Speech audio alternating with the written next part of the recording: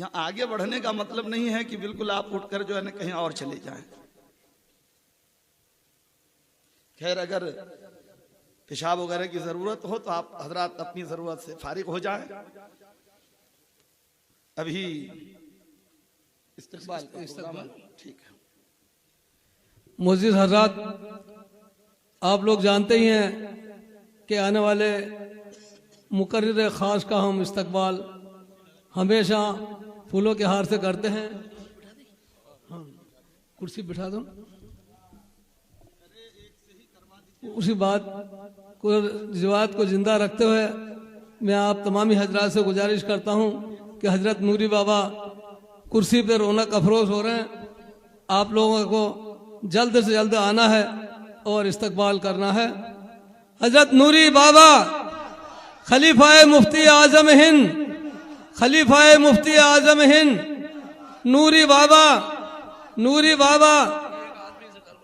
بھائی آپ لوگوں سے گزارش ہے کہ میں وقت کی تنگی کو دیکھتے ہوئے گزارش کرتا ہوں کہ ہمارا عالم صاحب قبلہ تشریف لائیں اور حضرت نوری بابا کا استقبال ہم سب مناور والوں کی جانب سے کر دیں. اور ہمارے حاجی عبد الرحمن صاحب صدر جامع مسجد وہ اسٹیج پہ بیٹھے سب علماءوں کا استقبال کر دیں. ہمارے حاجی عبد الرحمن صاحب سے گزارش کرتا ہوں کہ وہ آئیں اور اسٹیج پہ بیٹھے ہوئے سارے علماءوں کا استقبال پھولوں کے ہار سے کر دیں. حاجی عبد الرحمن صاحب سے گزارش ہے وہ آئیں اور اسٹیج پہ بیٹھے ہوئے تمام علماءوں کا استقبال کریں.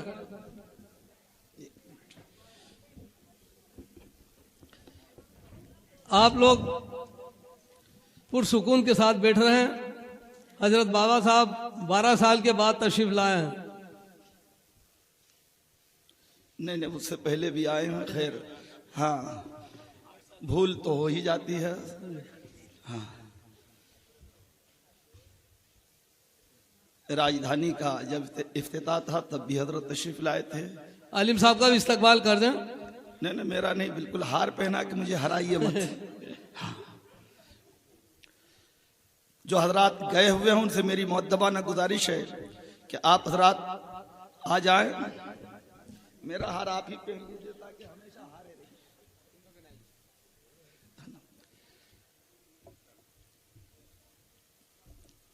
عزیزان ملت اسلامیہ، آپ حضرات کے سامنے پاسبان قوم و ملت، محافظ دین و شریعت حضرت حافظ و قاری پیر طریقت الحاج عبد الغفار صاحب قبلہ عرف نوری بابا کرسی خطابت پر جلوہ افروز ہیں. آپ حضرات اپنے آنکھوں سے ان کی زیارت کر رہے ہیں اور عبادت کا ثواب پا رہے ہیں. یہ وہ عظیم ذات ہے کہ جن کی محنت شاقہ کی بدولت اندور اور اس کے قرب و جوار میں آج الحمدللہ اہل سنت و جماعت کا بول بالا ہے. سبحان اللہ. بے شک آج ہر کوئی مدعی تو ہے. شمساد یہ کہتا ہے کہ میں اہل سنت کا خیر خواہ ہوں، تو کہیں حضرت علامہ نور احمد صاحب قبلہ کہیں کہ میں اہل سنت کا خیر خواہ ہوں، تو کہیں ندیم صاحب بولیں، تو کہیں رضوان صاحب بولیں، تو کہیں یہ عالم بولیں، کہیں وہ عالم بولیں. لیکن حقیقت بات یہی ہے کہ آج جو دنیا سنیت پر احسان ہے وہ اس ذات ابقری کا. بے شک. ورنہ اندور بھوپال ہو جاتا. آج بھی لوگ چاہتے ہیں کہ اندور بھوپال ہو جائے. آج آئی کے کالج جس میں تقریباً 16 سے لے کر 20,000 بچے بچیاں علم حاصل کر رہے ہیں، الحمدللہ اس کے پریزیڈنٹ صدر اعلیٰ ہیں، اہم سرپرست ہیں. اور دارالعلوم نوری جو علم کا قلعہ، علم کا مرکز، علم کی منڈی، جس نے اہل سنت علماء کی کھیپیں پورے قرب و جوار میں عطا کیا. الحمدللہ مفتی اعظم ہند کی نظر کیمیا اور ان کی نظر ولایت. میں یہ عرض کرنا چاہتا ہوں کہ لوگ مفتی اعظم ہند کی ولایت کا ذکر کرتے ہیں اور کہتے ہیں کہ مادرزاد ولی. یقیناً ہمارا یقین ہے، اذعان ہے، ایمان ہے کہ مفتی اعظم ہند مادرزاد ولی جب حضور اشرفی میاں جب جلوہ بار ہوئے تھے اور حضرت مصطفیٰ اشرف جو ہمارے پیر و مرشد کے والد ہیں جب بریلی شریف آئے تھے تو اس وقت فرمایا تھا کہ سنو اے امام اہل سنت مجدد اعظم، اگر تمہارے یہاں پہلا بیٹا ہوگا اس کا نام مصطفیٰ رضا ہوگا، سبحان اللہ، اور میرے یہاں بیٹا جو ہوگا اس کا نام مصطفیٰ اشرف ہوگا. سبحان اللہ، سبحان اللہ.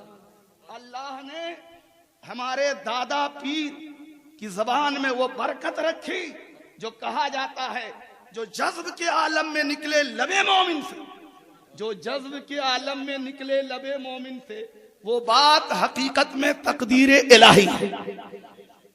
تو ایک ولی کی زبان سے نکلا جب اعلیٰ حضرت کے ہاں پیدا ہونے والا پیدا ہوا تو اس کا نام ایک ولی کی پیشن گوئی کے تحت مصطفیٰ رضا.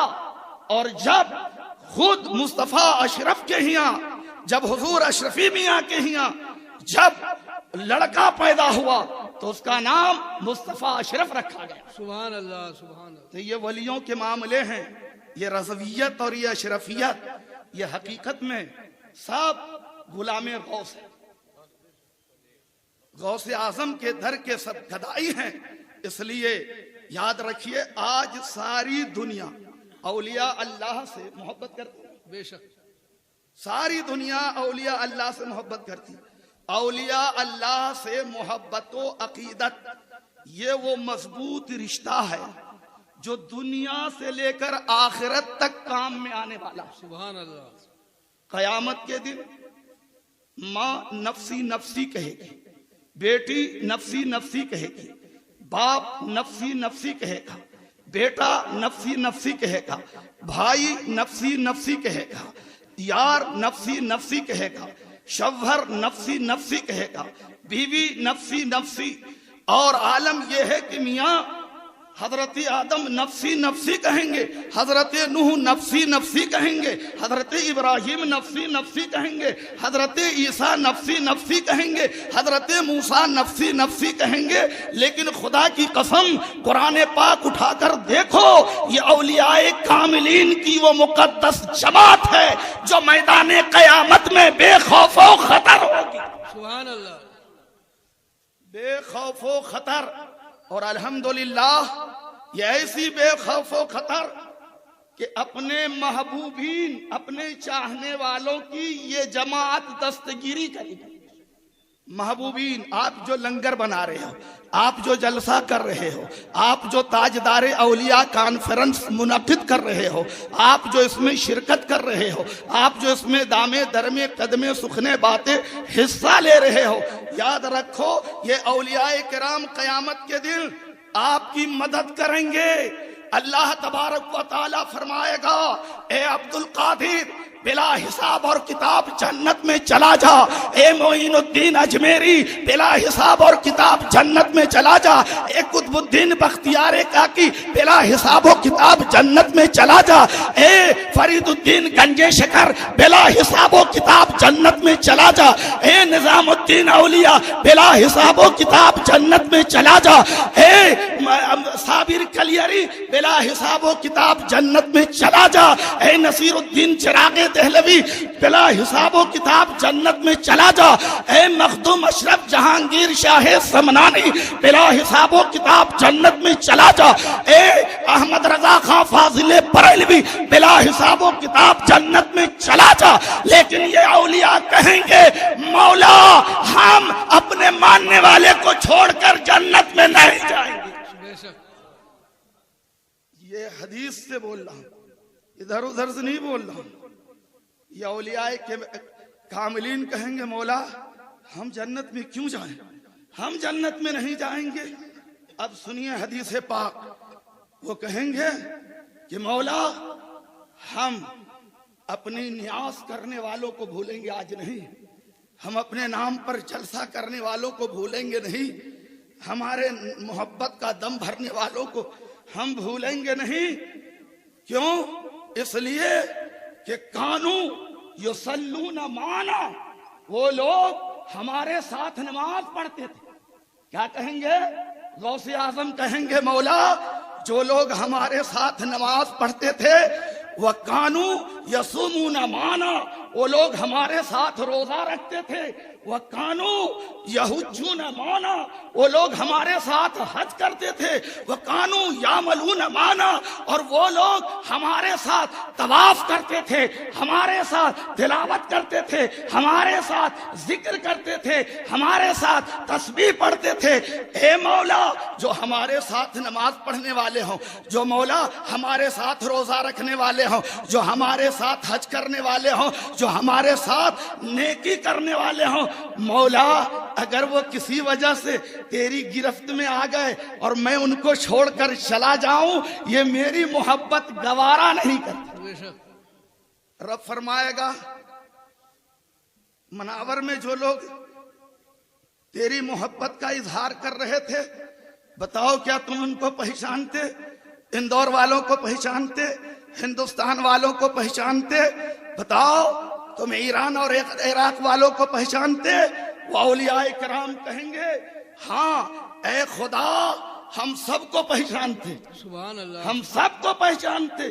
تو رب فرمائے گا پھر تم ہی جاؤ, یہ حدیث ہے, تم خود ہی جاؤ اور انہیں اپنے ہاتھوں سے جہنم سے نکال کر جنت میں لے جاؤ.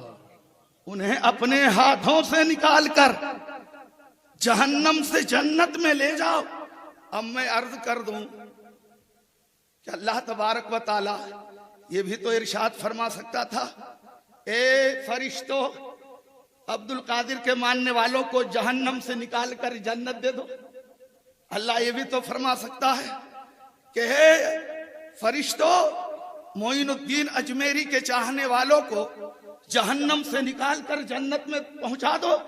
لیکن نہیں, اللہ فرما رہا ہے, اللہ تبارک و تعالیٰ قیامت کے دن ارشاد فرمائے گا کہ جاؤ جنہیں تم پہچانتے ہو انہیں اپنے ہاتھوں سے نکال کر جنت میں لے جاؤ.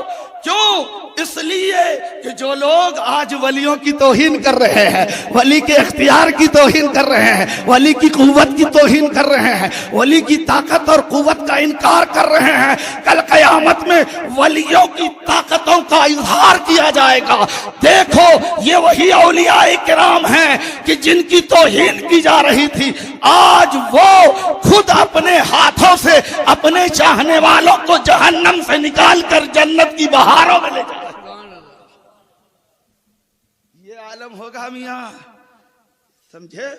تو اس لیے ان باتوں کا خیال رکھو اور یہ مت سوچو کہ ان کی محبت رائے گا جائے گی.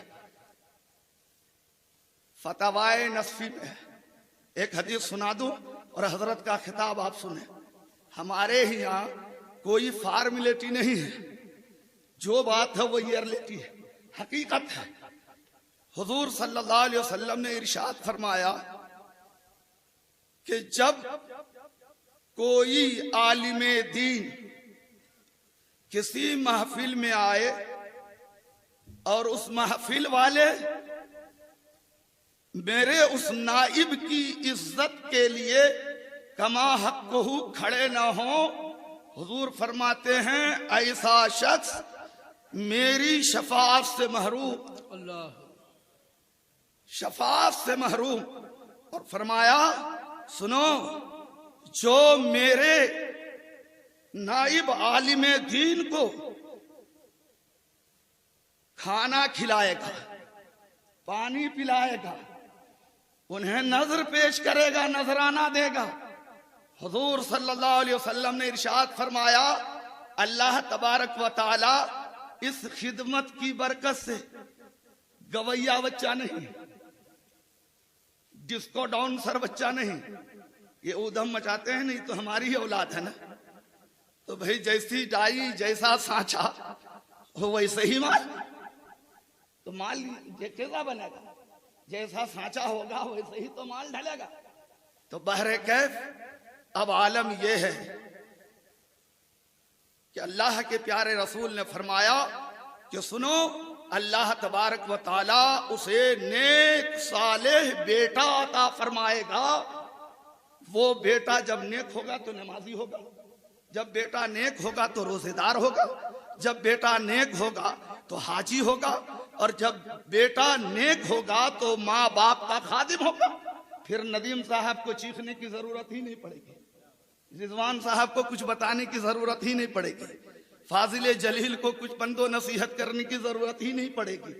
آقا ارشاد فرماتے ہیں کہ اللہ اسے نیک صالح بیٹا عطا فرمائے گا، اور اللہ تعالیٰ اس خدمت کی برکت سے اس کے ماں باپ کو جنت عطا فرمائے گا.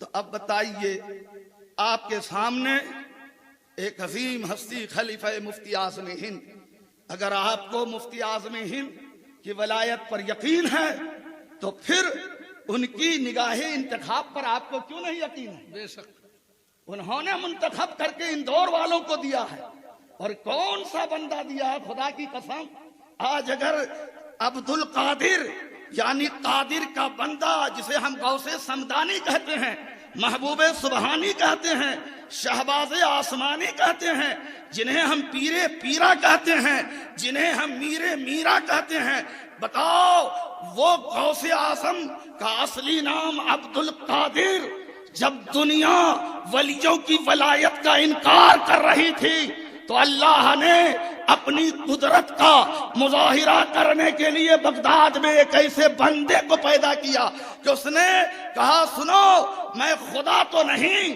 لیکن خدا کا بندہ ہوں، جو کہوں گا وہ میرا خدا کر دے گا. سبحان اللہ سبحان اللہ. میاں اللہ کے ایک ولی نے عبد الغفار کو اندور کے لیے چن لیا.